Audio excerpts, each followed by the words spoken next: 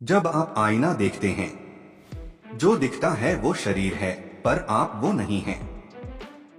जो सांस ले रहा है, जो सोच रहा है, जो खामोशी में भी सब जानता है, वो है आपकी आत्मा। आत्मा कोई चीज नहीं, ये ऊर्जा है, चेतना है, जो न दिखाई देती है, न मरती है। जय श्री राम।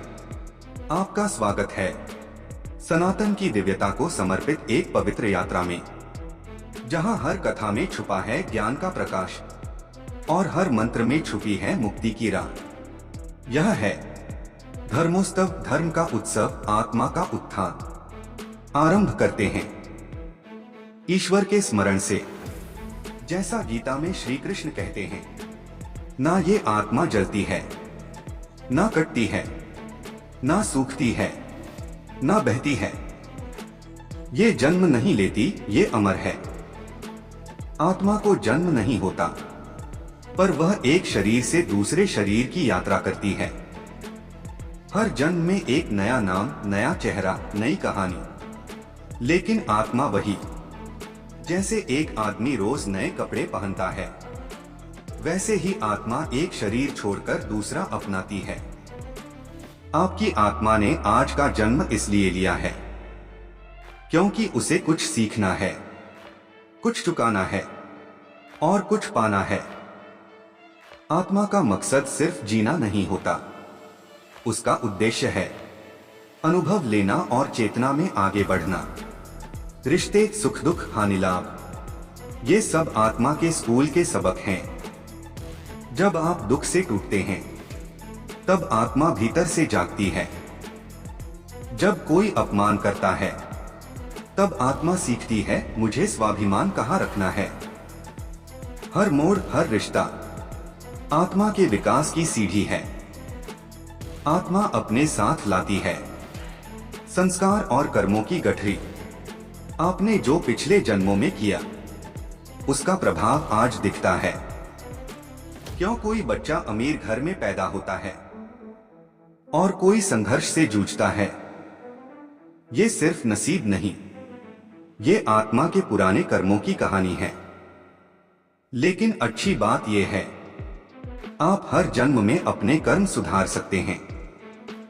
आत्मा जब शरीर छोड़ती है, तो उसका सफर खत्म नहीं होता, वो फिर किसी और शरीर में प्रवेश करती है। इसे ही कहते हैं पुनर्जन्म। पुनर्जन्म होता है जब आत्मा को कुछ अधूरा काम पूरा करना होता है। कभी आपने किसी को पहली बार देखकर ऐसा महसूस किया, मैं इसे जानता हूं? वो आपके पिछले जन्म का जुड़ाव हो सकता है। आत्मा को जब तक मुक्ति नहीं मिलती, वो जन्म लेती रहेगी।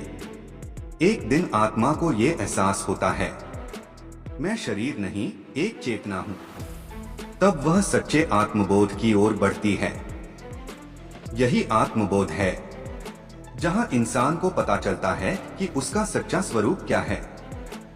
तब मन शांत हो जाता है, मोहमाया टूटने लगती है और आत्मा कहती है, अब मुझे परमात्मा से मिलना है। मृत्यु कोई अंत नहीं, ये आत्मा का एक और दरवाजा है। जैसे सूरज डूबता है पर अगले दिन फिर चमकता है, वैसे ही आत्मा मृत्यु के बाद भी चमकती रहती है। जब कोई मरता है तो शरीर मिट्टी बन जाता है, लेकिन आत्मा ब्रह्मांड की यात्रा पर निकल जाती है। अगर आत्मा शांत होती है तो वह ऊपर उठती है। अगर उसमें मोह, क्रोध, पछतावा होता है तो वह भटकती है।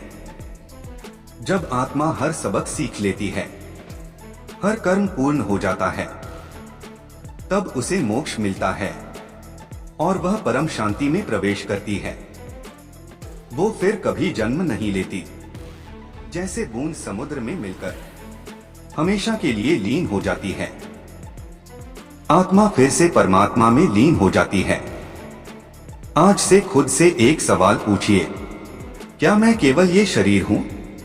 हर दिन कुछ समय मौन में बिताइए, ध्यान कीजिए, श्री कृष्ण से बात कीजिए और कहिए, हे प्रभु, मुझे मेरी आत्मा का सफर समझाइए।